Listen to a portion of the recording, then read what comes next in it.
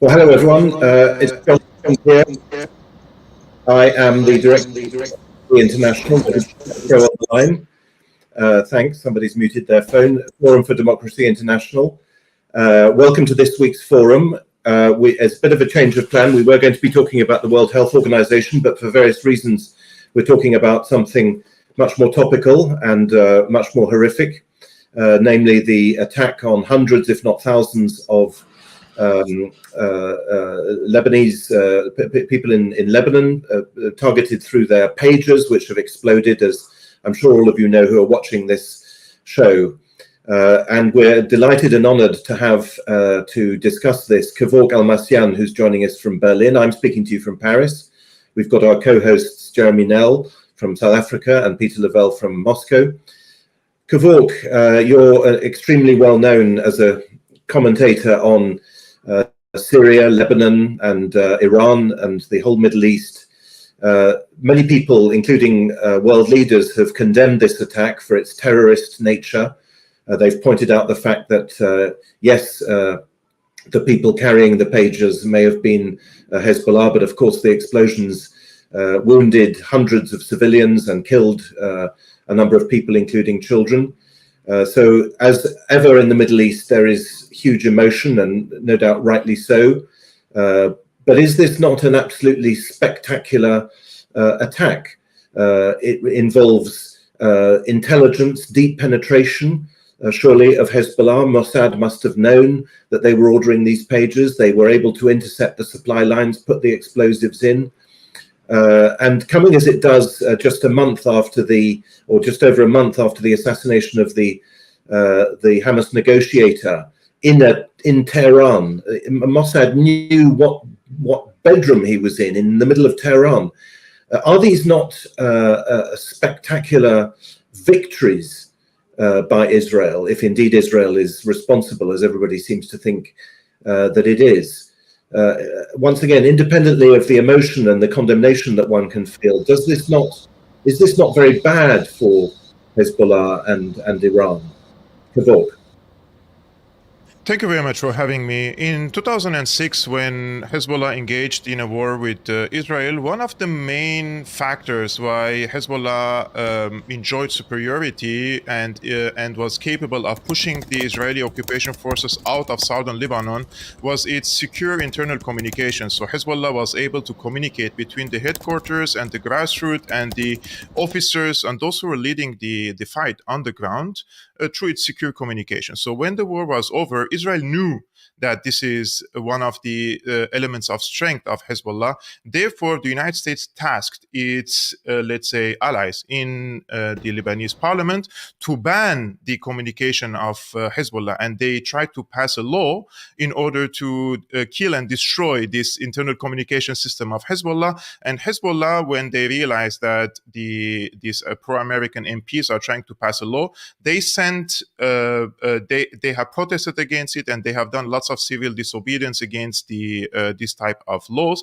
because they know this is very important in terms of the military, in its military aspect. Now that when we speak of Israel is capable of infiltrating into this extent, this is shocking, and we have to give credit to the Mossad for doing this. This is a very long run, let's say, thinking and planning and executing it, and without leaving any traces. And we have to remember that this happened probably in Hungary, as the reports are claiming, or in the supply chain. So when these products arrived, whether it's in Iran or in Lebanon, it was not detected, because remember, even if you send one lighter to Hezbollah, they will check it thoroughly. If you send them a pen, they will check it thoroughly. And this was not detected. And this was something today reported by the Lebanese Mayadeen TV, which has close ties to Hezbollah. And their security sources claim that Hezbollah, of course, checked all the products that they received thoroughly, and they have been scanned. And despite that, they couldn't find any traces of any type of explosives inside these devices. Therefore, exploding these devices now, the timing of it, it's important. Why now Israel decided to use this weapon? Because this type of weapon could have been used in a case of an all-out war, and they could have shocked and surprised their enemy. So what happened here? So we have two theories for this. One, the first theory that says that this means that Israel is not interested in an all-out war, and now they wanted to execute this operation and hit the morale of Hezbollah.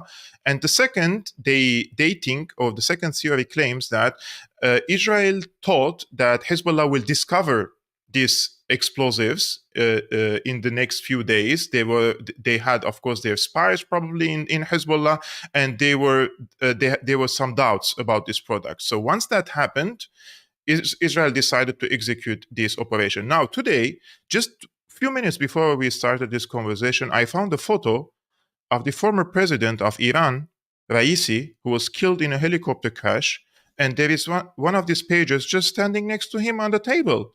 So this also raises the question, what happened to the president of Iran when he departed from Azerbaijan, and whether or not he had a pager with him, or whether or not he was assassinated. So those are all question marks that we have to address. But to simply answer to your question, this was a fascinating and shocking operation by the Mossad. And I haven't personally seen anything like this. I would not hesitate to call it a terrorist attack, because I don't see any difference between someone carrying an explosive vest and going to a supermarket to kill his target and killing also other civilians as a collateral damage, and someone who is carrying a pager and it is detonated and it also kills many people in the supermarket as well. And including, by the way, when we say Hezbollah, what is a Hezbollah?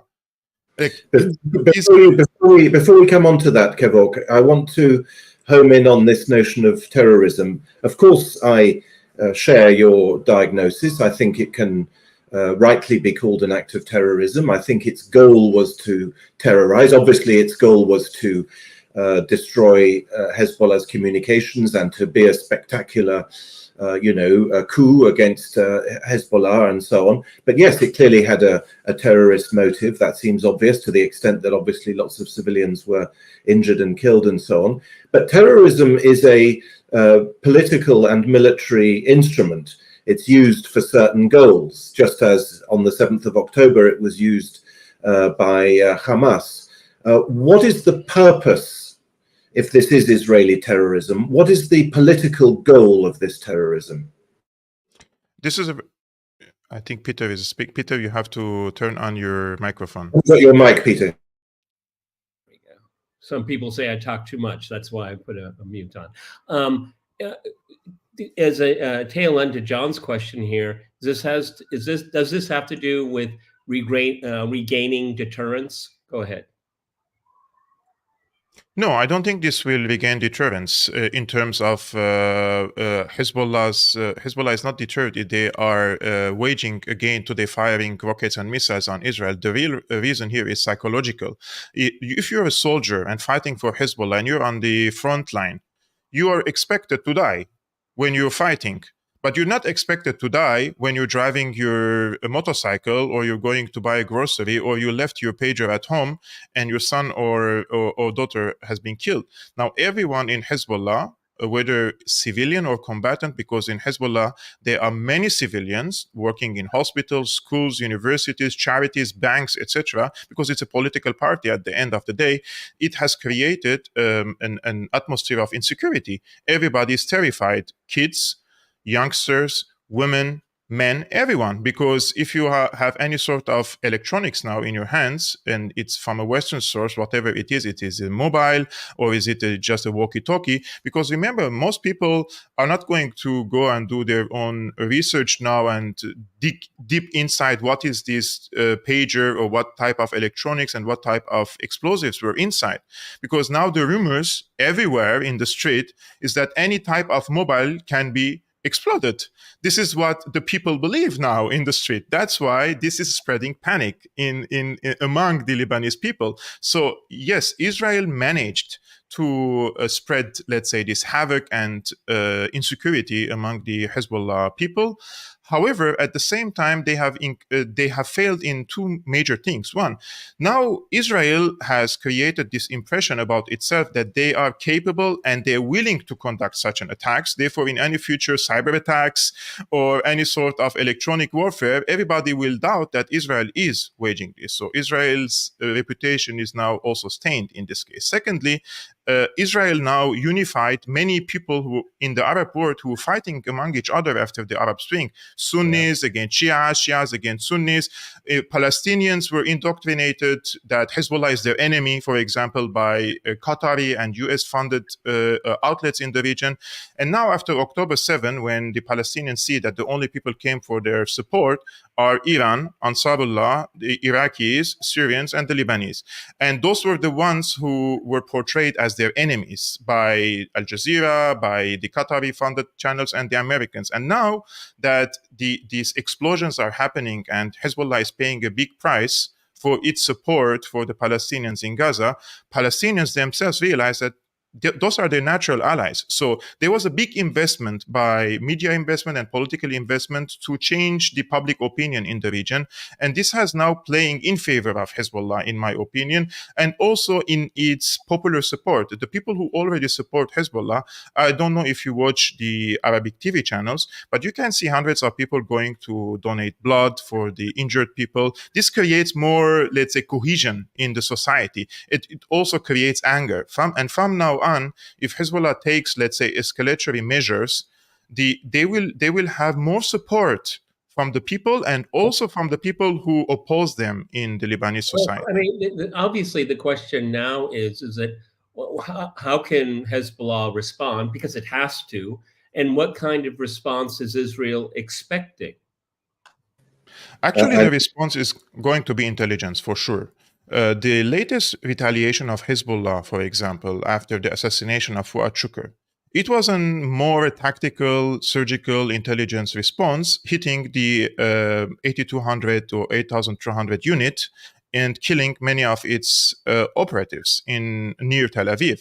So in this case, Hezbollah is not interested in opening an all-out war. Hezbollah knows that this is the trap that Israel is setting for Hezbollah, and they're not going to walk into this trap and opening an all-out war against Israel, which will invite the United States to come.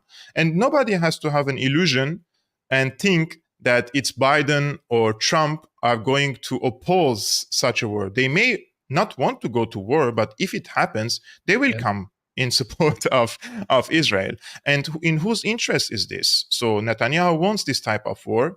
Hezbollah doesn't want it. And the Syrian... I just want to mention one thing here, Peter. If you followed, Shoigu was 2 days ago in Damascus.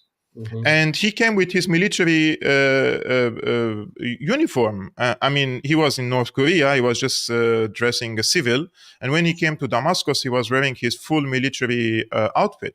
And if we want to speculate what they have spoken, after October 7, a few days before the Russian offensive on Ukraine, Shoigu was again in Damascus. Back then, he was defense minister.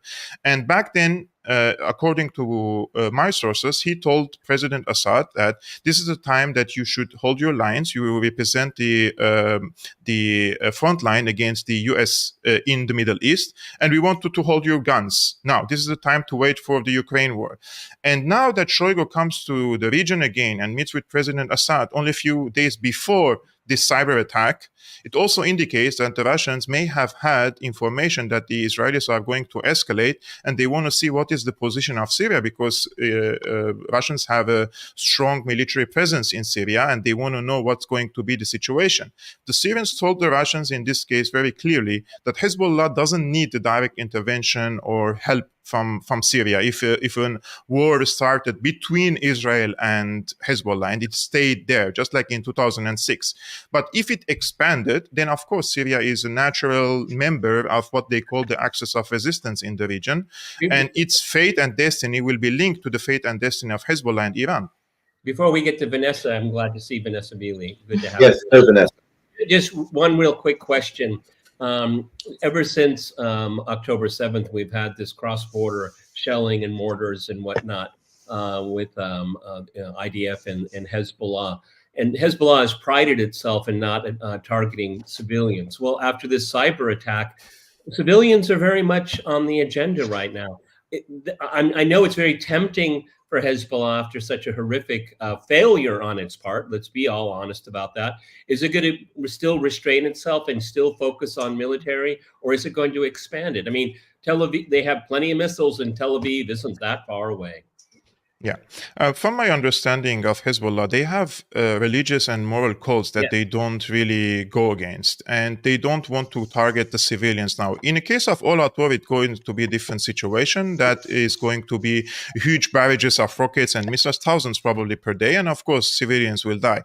The priority of Hezbollah is to establish a new status quo in northern Palestine or Israel at the moment, these settlements, and that is to empty these settlements from the settlers. So what Hezbollah basically does, it creates insecurity and instability in this region that the settlers don't want to live in this area any longer, and they have headed to the let's say the middle or to the southern parts of Israel nowadays. So by creating this situation, Israel has destroyed one of the pillars that Israel stands on, and that is Israel represents a safe haven for all the Jews around the world. So if you're a Jew, you can come to Israel and you can live wherever and whenever you want there, and it's safe and secure for you. But this is not the case any longer, as around 200,000 settlers have left their houses and their settlers, and they have moved somewhere else, and they cannot come back. That's why Netanyahu says that they have added a new goal now in their operation, and that is to allow these settlers to come back. But that's not going to happen. As long as Hezbollah exists in southern Lebanon, and they are going to exist, and nobody has to have an illusion and think that Hezbollah will withdraw to the north of Litani. That's not going to happen. They are going to continue this operation until a ceasefire is established there. So we are in front of two scenarios. It's either going to tragically escalate and going to get out of control, and then a political settlement will be imposed, or the US must impose a solution. And in my opinion, there is no president in the United States to impose a solution on Israel. And Netanyahu has taken control, the foreign policy of the US completely at the current moment. So Netanyahu is the one leading the US foreign policy. Therefore, I don't want to be very pessimistic, but I don't see a way out to end this conflict before a clash happens between these big powers, because everyone has to understand the balance of power. What is the balance of power and where every power stands? And I think that Netanyahu must be humbled in order to accept the ceasefire, otherwise he will not. You mentioned Shoigu and the Russian dimension, and I think you'll agree with me that there is a comparison between the Ukrainian strategy and the Israeli strategy. Both of them consist in provoking as much as possible their adversary, in this case, not just Hezbollah, but of course Iran. And I said this in the introduction, we are now 6 weeks from the assassination of the lead Hamas negotiator in Tehran. We've been told that Iran is going to retaliate. Iran hasn't retaliated. And now there's this second provocation, not directly against Iran, but indirectly. How do you assess, Kevork? We'll come on to Vanessa in a minute, but Kevork, how do you assess the Iranian dilemma? And then you were I interrupted you right at the beginning. You were going to tell us about your own experiences with Hezbollah. Go ahead. I was reading for an Iranian author the other day who says that in 88, Khomeini had to drink a glass of water with poison, he says, and swallowed his pride and accept the ceasefire with Saddam Hussein. Back then, they didn't consider themselves that this was enough, and they had to continue until victorious, but he swallowed it for the sake of the national security and strategic goals of Iran. And he says that now Iran has to swallow the same and drink from the same poisonous water, and not to retaliate in a harsh way that could cause a regional war. However, they could retaliate in a different way. They could change the nuclear doctrine of Iran. They could enrich uranium into a certain extent that they can build a nuclear weapon. And if they're capable of having, let's say, developing a nuclear weapon, they will establish a conventional nuclear deterrence vis-a-vis Israel. And that is, I think, the red line that Israel doesn't want for Iran to pass. But on the same side, we see that there is another escalatory step from Iran, and this could be considered part of this retaliation of Iran, and that is the Ansarullah movement. They fired a hypersonic missile against Israel. I mean, where did this hypersonic missile came from? It is an Iranian missile at the end of the day, right? Whether it is the technology or the knowledge or the assembly or whatever, it is from Iran. So Iran is, in my opinion, when they see it from the 20 years, 30 years to the future, they don't think that it is a good idea to open an all-out war when the U.S. power is already shrinking. And the U.S. is the protector of Israel in the region. And if the United States power is shrinking, then the security of Israel will be in jeopardy in any way in a decade or two or three. So why go and open an all-out war and bring the United States in the region again when the U.S. is withdrawing a little bit from the region and focusing in Ukraine or in Far East Asia in the Pacific? And to re-trigger this neocon project in the region. I don't think that the Iranians are hot-headed people. I have dealt with them quite extensively. They are chess players, and I don't see that they don't play poker. They don't just put everything into one basket. And I think this is going to be the approach. It's a long, patient strategy, in my opinion. But the major thing that I would hope for the future of the region, good relationship between Iran and Saudi Arabia and other regional powers, because once these powers get along, at least the sectarian tensions would be really minimized, and we could, let's say, develop into better society and a better economies. But if Iran and Saudi Arabia are going to be foes and fight against each other, we haven't benefited anything from the withdrawal of the US from the region, right? So here comes the role of China, who is the mediator between the Iranians and the Saudis, which established this security and diplomatic deal between them. And this is, whether we agree with the Saudis or not, it is a good deal. Iranians cannot really destroy Saudi Arabia and do a regime change. The same thing for the Saudis cannot do regime change in Iran, so they have to coexist. And you were going to make some remarks about Hezbollah itself, Kevork, and your own experiences.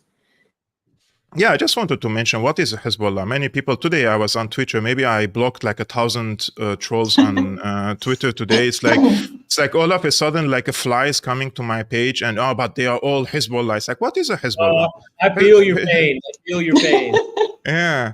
What is this? A child who participated in a scout, he's a Hezbollah, so he has to die, like he's a child, 10 years old child, and they say he was a Hezbollah.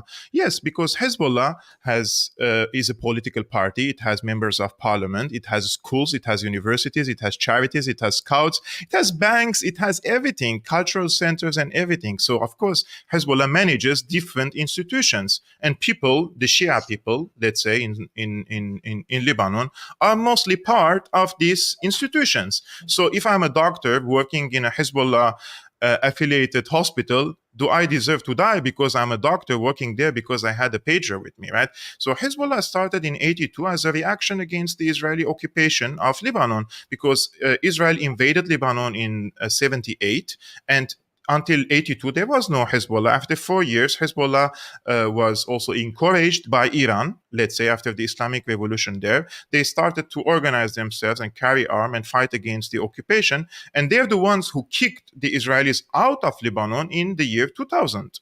So Hezbollah had the credit of liberating at least 1/3 of Lebanon in the south from the Israeli occupation forces, and also takes the credit of kicking the Israeli occupation forces again in 2006 from Lebanon.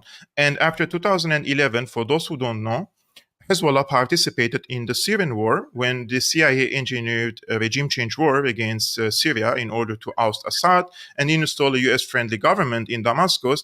Hezbollah came in support of Syria. Now, the enemies of Syria and Hezbollah, who were they? They were ISIS, they were Al-Nusra Front, they were Jaish al-Islam, they were Ahrar al-Sham, they were the so-called Free Syrian Army, they were the Qataris, they were the Israelis, the Americans, the Turks, all these players involved in this conflict, right?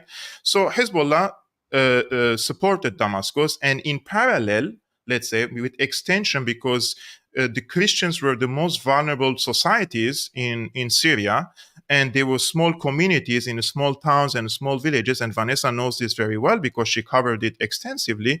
Hezbollah liberated these towns and defended the Christian towns against these Islamist terrorists who were receiving cash, money, ammunition, and support and everything from the US, from Israel. Israel gave them cash. Israel actually took Al-Qaeda fighters to Israel and gave them medical treatment and sent them back to Syria to continue fighting against the Syrian army and Hezbollah.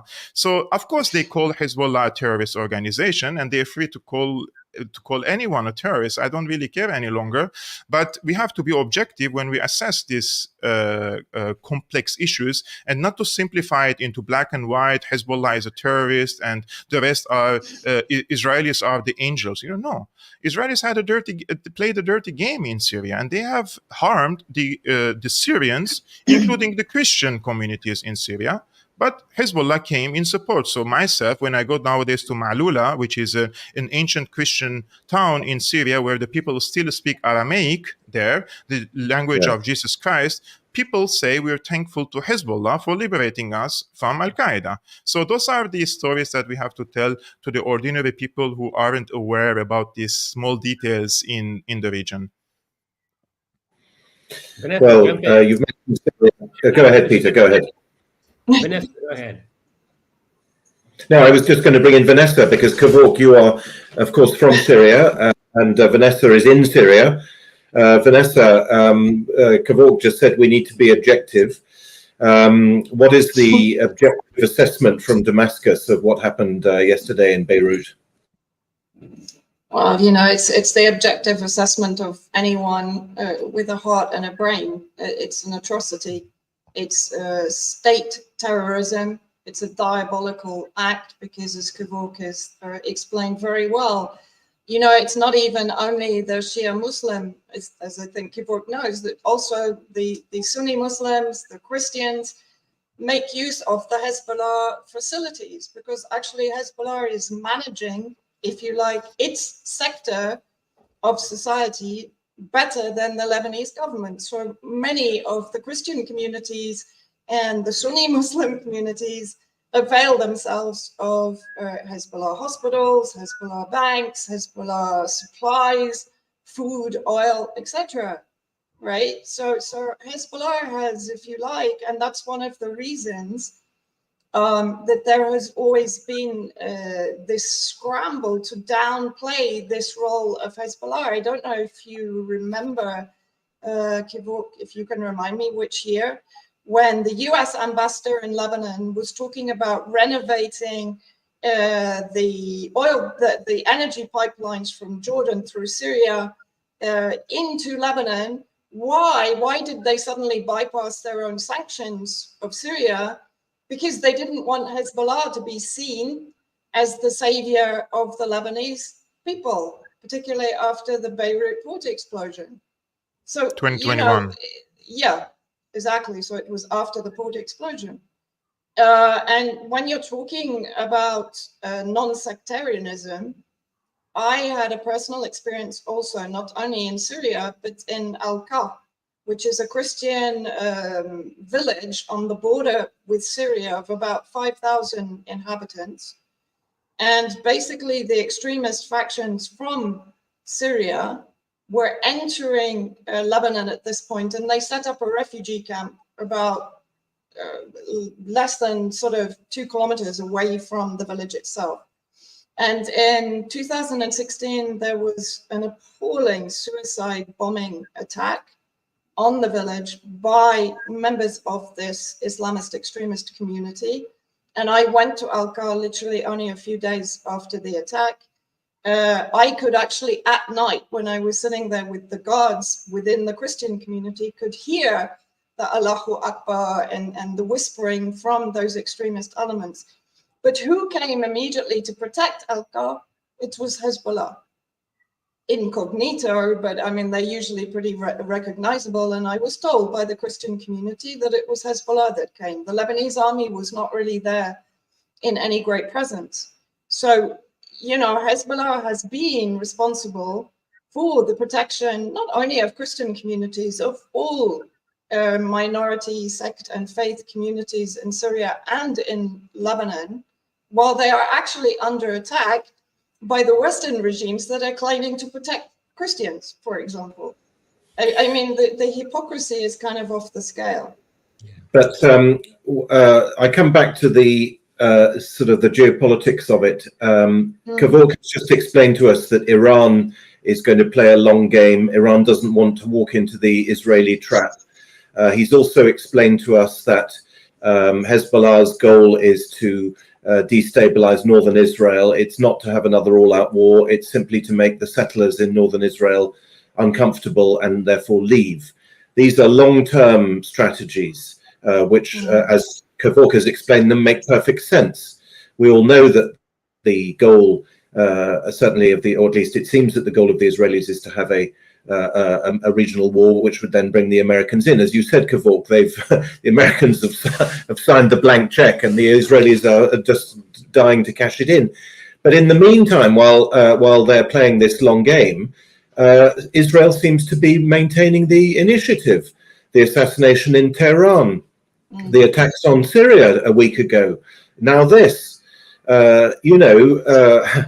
long game, yeah, okay, but Israel seems to be ramping up the pressure and maintaining the initiative. And of course, that is even without even mentioning Gaza, which they are, as we know, ethnically cleansing.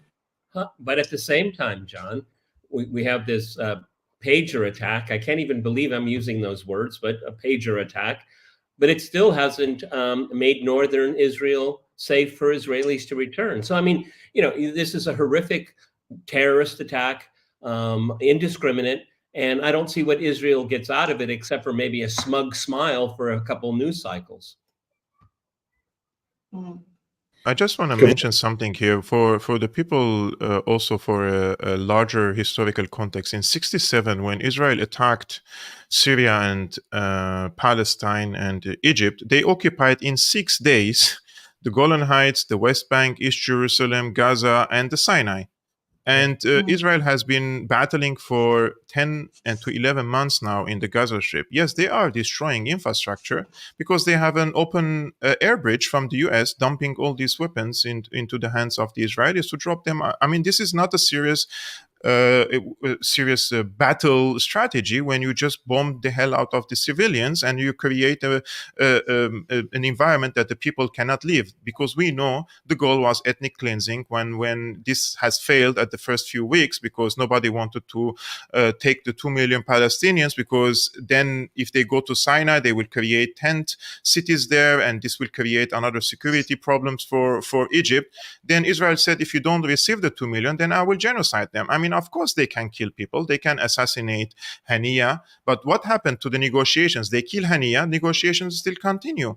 They kill Fuad Shukr. Fuad Shukr was the second man, the commander, the second man in Hezbollah, and the operations continue against Hezbollah. This is completely different, two different, in my opinion, military strategies adopted by two different school of thoughts. And in the mind of some people would like for Hezbollah to expand the war. Some people say this is humiliation. We have to respond. We have to do this and that. And I just want to refer to them to a speech given by Nasrallah himself. And he says, if we want to act upon our emotions, then tomorrow we have to march to and open a front against Israel. But what is our objective? Our objective, he says, this was an interview given 2 or 3 years ago, he says that we may not need to go into a big all-out war against Israel for Israel to be weakened or to be demised, because also in their eyes, they can see the shift in the balance of power internationally, and they see that in Ukraine, this is a strategic battle between NATO and the Russian side, and they see that when Russia emerges victorious from Ukraine, and this is only a matter of time, this will change entirely in the international system. So the timing of the attack of Hamas was also calculated, in my opinion, when the US has invested tens of billions in the Ukraine conflict, and then Hamas opened for them a new front in the Middle East, forcing the US to expand even more of its billions in the region. And by doing so, they are draining the economy of the US. Of course, they can print the money, but what does that mean for the people in the US? It means inflation. It means that the value of the dollar is also dropping. And all this money printing operation in the US, it's not sustainable on the long run. And it's going to have repercussions in the near future, right? In the US. So some people say, yeah, they killed Lebanese. We have to kill more Israelis and this and that. I don't think that the Syrians and the Lebanese and the Iranians would act upon such calls. And they also know their limitations. And they know that Israel has nuclear weapons. And they also know that with the intention of Netanyahu to commit genocide against the Palestinians, he would resort to this option, because it was an option in 1973.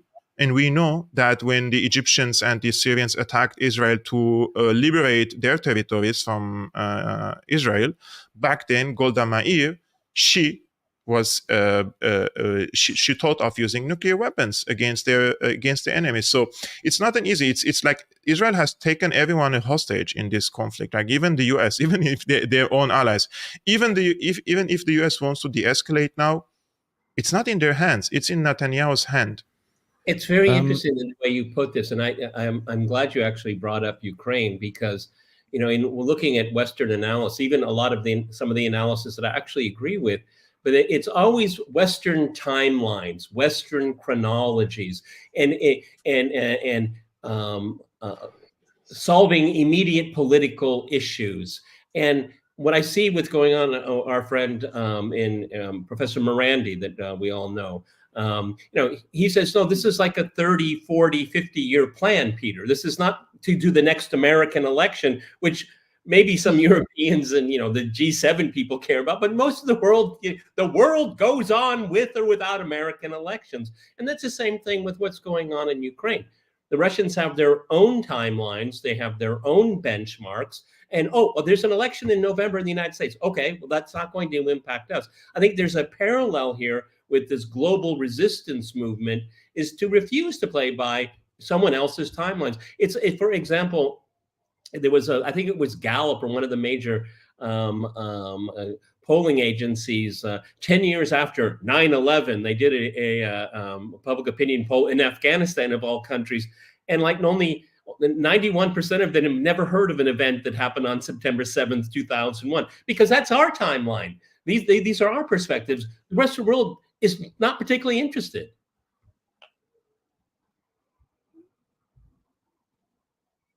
But what then is the Israeli strategy and timeline? Is it just nihilistic murder, a bit like Joe Biden when he was asked, I think it was in February, he was asked, were the attacks on the Houthis working? And he said, no, they're not working.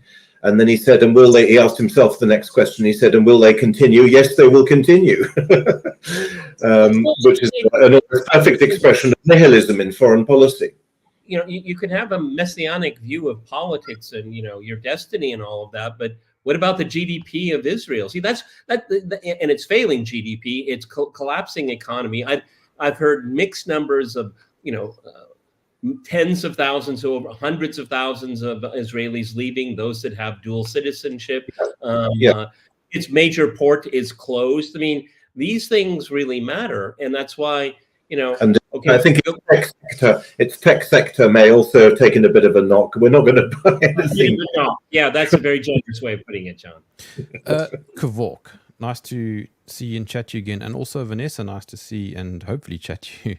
But Kevork, are we going to be having this discussion 5 years from now? I mean, it seems like this is a forever conversation.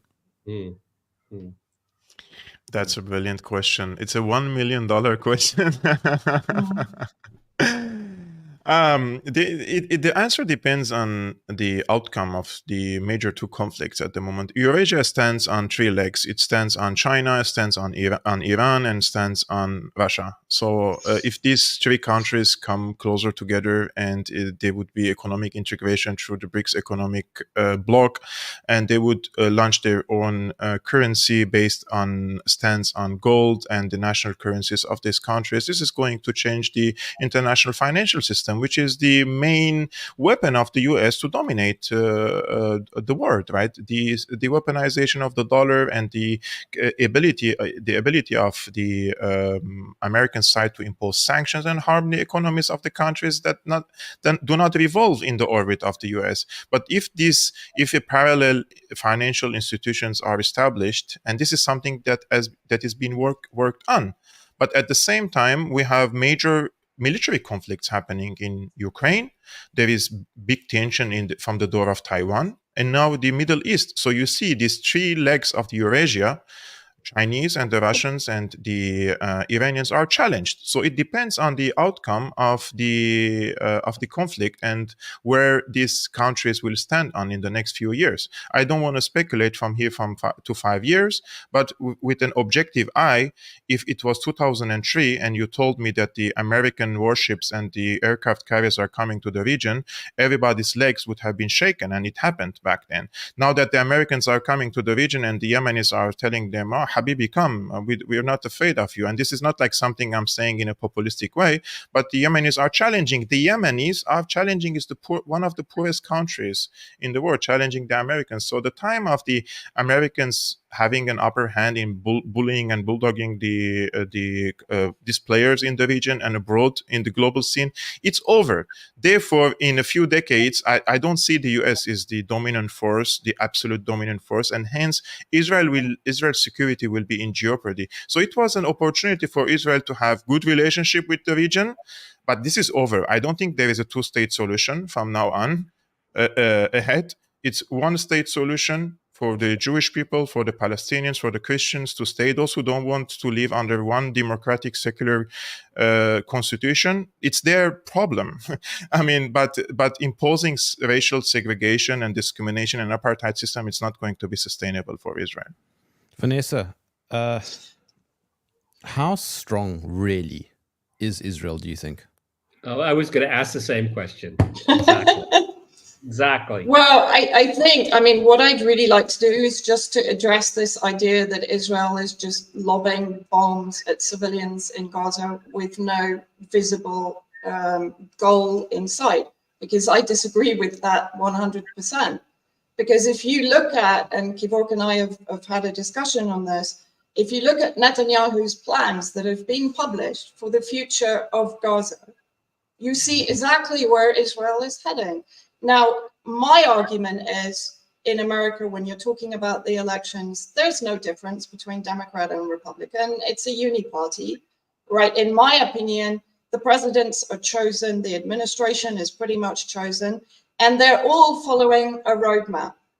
Now, Trump's role, in my opinion, everybody bleats at me, no, he didn't start any wars, but he didn't end any. And what did he do? He actually introduced the hybrid war strategy that would pave the way for the Biden administration and what the Biden administration then unleashed on the region. What did Trump do regarding the empowerment of Israel? Of course, you had the American embassy in Jerusalem, you had the recognition of the Golan territories as being Israeli, but you also had, and this is less well known, under Trump, Netanyahu basically closed all the archives on the Nakba documents. He introduced constitutional apartheid. And under Jared Kushner, who engineered the Abraham Accords, as Ilan Pappé calls them, not the deal of the century, the steal of the century, because the Abraham Accords are a continuation of the Oslo Agreement, which again was a total betrayal of the Palestinian cause. But what did the Abraham Accords do? They effectively enabled Greater Israel. Because if you look at the countries that have normalized relations, okay, Egypt normalized back under the Camp David agreements, and Egypt, in my opinion, is nothing less than the Ukraine of West Asia, because it's completely owned, bought and sold to the Gulf states and to its allies in the West. Saudi Arabia is, it keeps vacillating between normalizing or not, using the idea of the two-state solution as some kind of, look how good we are, we're supporting the Palestinian cause. As Kevork said, the two-state solution, it was never more than a political band-aid. It was never more than something to just dangle in front of the Palestinians and keep them negotiating while reducing their territory and reducing their political agency and reducing and actually disappearing their cause, which the closure of the Nakba documents is part of. And all this happened under Trump, right? So when people are and when you look at the incoming administration from Trump, it's a total neocon fest. Right, so this bears out my theory that the presidents are just chess pieces that are moved into place depending on the position we're on the deep state and you know, corporatocracy roadmap. And if you look at Netanyahu's plans for the future of Gaza, it will basically become a free trade zone with manufacturing, of course, on behalf of Israel and using Palestinian gas, transporting Palestinian gas, also as part of the IMEC, the Indian Middle East Economic Corridor, right? You know, people forget about that as being a counter to the BRICS. So I think I'm in slight disagreement about this Iran playing the long game, because what it reminds me of is how long Russia took to come into the war in Syria, until Syria was literally on its knees.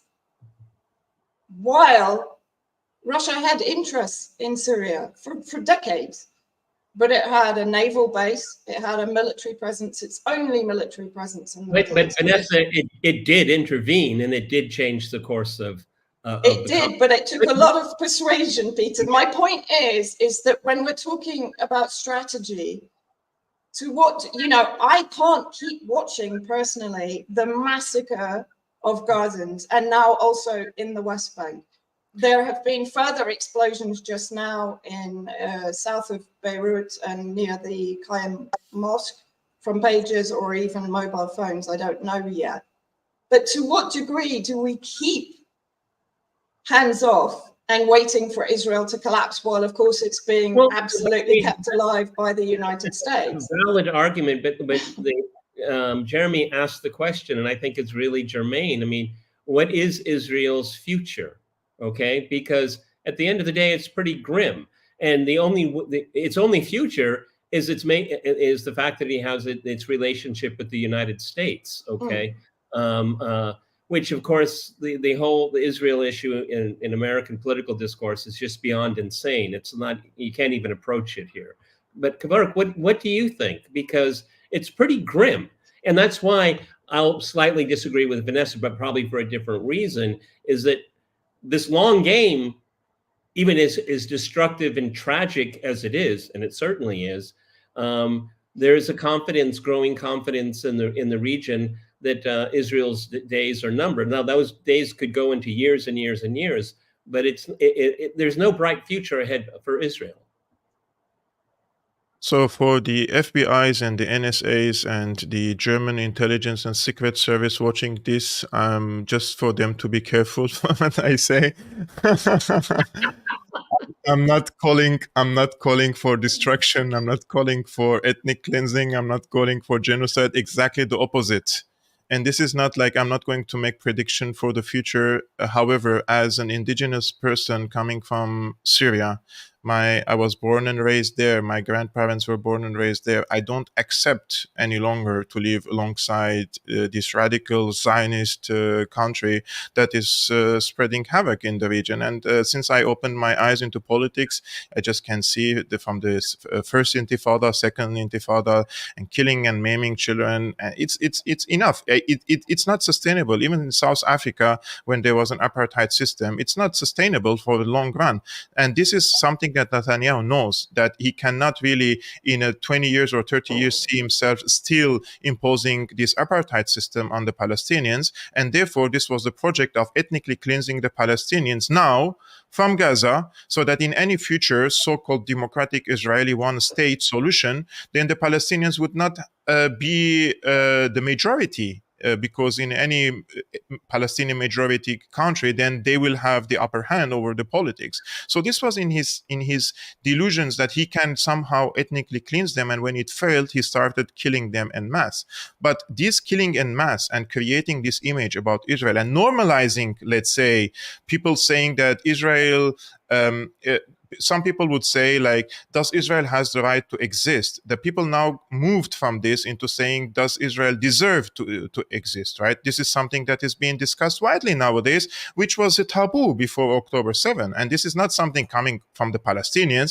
Ordinary people all around the world are speaking about this. Does a state that resorts into this mass violence and killing of 50% of its casualties are children and women, and on purpose and using AI to kill these people, does this state deserve to continue? So in my opinion, nobody in the region, in Lebanon, in Palestine, in Jordan, I'm speaking about the ordinary people, want to live alongside such a political entity. But we want to have a one-state solution for everyone. But if these arch Zionists living in Tel Aviv and showing us this beautiful lifestyle that they have there, because that's the only thing they show, they don't go to West Bank and show the checkpoints and the apartheid there. Oh, look, there is no apartheid in Tel Aviv. Hello. Of course, these people, if they don't want to stay in this country, then they can leave. They are free to leave. But I don't think that there is going to be a time when I grow up and I'm 60 years old, 70 years old. I don't think that I'm going to see the Zionist Israel the way it is. It either has to de-radicalize itself, which is impossible, unfortunately, or it has to get humbled by a political force and a military force, and then be forced to accept a one-state solution and give the Palestinians human rights. Kevork, you were touching on the US earlier. This is a multifaceted question, but the first part of the question is Israel a vassal state of the US, or is the US a vassal state of Israel? And on that, is this not part of an American long-term strategy rather than an Israeli long-term strategy? Actually, Israel was a colonial, let's say, settler state for the UK to begin with. And then when the Americans replaced the Brits, the Americans became the protector. However, this has started to change. When the AIPAC has been established and the Israeli lobby has become very emboldened and strengthened in Washington, D.C., and they started buying the politicians, of course, Israel has a huge influence nowadays over the foreign policy, and there is an intermarriage between the neocons and the Zionist lobby. Therefore, it's very difficult to distinguish nowadays where is the foreign policy of the US and where is the foreign policy of Israel. And I'm sure that, I'm not sure actually, because Vanessa today is disagreeing with me on some slight issues. But I truly think that this fine line between what is the foreign policy of Washington and what is the foreign policy of Israel has been completely vanished. And I don't see that the situation of who is leading who. No, I just see them as a one camp fighting together in this struggle of power over the region, because West Asia is very, very important. And if the Chinese are going to bring peace and stability to the region by trying to make deals between Iran and Saudi Arabia, then the Road and Silk Initiative will move through the West Asia and reach to the Mediterranean. And the Israelis and the Americans do not want this, because their strategy has been for a long time divide and conquer, turn Iraq against Iran, Iran against Iraq, Saudis against the Syrians, and everybody is fighting everyone, and they remain victorious in the region. And this is going to come to an end, in my opinion. And Vanessa a little bit disagrees with me on this. I see it positive development, what's happening in Saudi Arabia, when they're not exporting Wahhabism now after 2018 and 19 to Syria and to the region. And this will decrease the tensions, and it will encourage the Sunnis and the Shias to coexist again in the region. And this is where I see that it's a positive development in the region. Vanessa. Vanessa, you've been excellent on X, saying what you said to us just now about Donald Trump. I've seen a lot of you've really nailed it. I got a lot of flack for it. Yeah. I think it was very good. From where you are in Damascus, maybe you're not ideally placed to assess this, but do we know what Israeli opinion is like at the moment? Is it changing? as it happens, I met Isaac Herzog before he became president, and obviously we all know that he's the son of he's a big Israeli Labour Party figure. In other words, left-wing figure, you know, progressive or whatever. And I was incredibly dismayed when he was one of the people to essentially defend genocide in the early weeks after October the 7th by saying there were no innocent civilians and the whole nation was responsible and so on. Is there any hope in some alternative Israeli current of opinion, or is that now, is it a bit like the neocons in America? You can have, any as long as it's black. Yeah, I mean, you know, I'm an avid follower of Alistair Crooke, as I know all of you are. And I mean, he's been saying from the beginning, there is no left in Israel. And in fact, now, even with Netanyahu trying to get rid of Yoav Gallant, who I would never describe as left, but he is relatively more pragmatic than Netanyahu and the Ben Gavirs and the Smotriches. I do think if you're looking at what's happening within Israel itself, of course, there is potential for divide, because not only are they trying to conscript the Orthodox Jews, for example, so that's creating backlash, but also this idea that Alistair has talked about in depth about how Smotrich and Ben Gavir are actually taking Israel back to the days of the Irgun and the Stern gangster back to the days of state terrorism, which of course is what we're now progressively seeing, particularly in this latest attack in Lebanon. You know, we've been watching it since October the 7th, but it's been getting increasingly psychotic, in my opinion, and sadistic, and it's effectively terrorism. So the danger is that the far right, the terrorist factions within Israel, and of course the settlers come under the control of Ben Gavir, as do many of the religious factions, the Temple Mount movement, so the destruction of Al-Aqsa. He now has control of elements within the military itself. We saw that over the protection of the State Eman torturers who had actually effectively raped Palestinian prisoners. So unfortunately, no, I don't think actually there is a single element of left remaining inside Israel that is going to put the brakes on anything. And Yoav Gallant isn't left. He's not moderate, but he's pragmatic. He's more pragmatic than I'm glad you brought up Alistair Crooke, because he's been writing, you know, extensively and really just a point of daylight of rational thinking about what's going on. I really like. I know him personally. He's a really good guy. Yeah. But you know that we see all these protests all the time against Netanyahu, but that's because he won't agree to a hostage deal. But it's not that, you know, exactly. We'll keep killing. It's okay, but we just want our hostage. It's 80 to 90% of the population agree with the final solution, which is getting rid of Palestinians. What's interesting that he's written about and talked about is that you're going to have Green Line Israel's. They're beginning to fear the settlers in the West Bank. I mean, these people are, you know, I want to stay away from historical analogies, not to be misunderstood, but they're turning into militias of a certain color, if you know what I mean. Yes. Yeah, exactly. It's entirely right, Vanessa, that you should mention the Stern Gang and the Irgun and so on, because as I'm sure we all know, there is a direct affiliation between those groups and good passing through people like Menachem Begin and so on. Yeah. Let's try and get Alistair Crooke perhaps onto the forum in the coming weeks, because I, like you, I admire him. I will pencil it in as soon as we finish. Okay.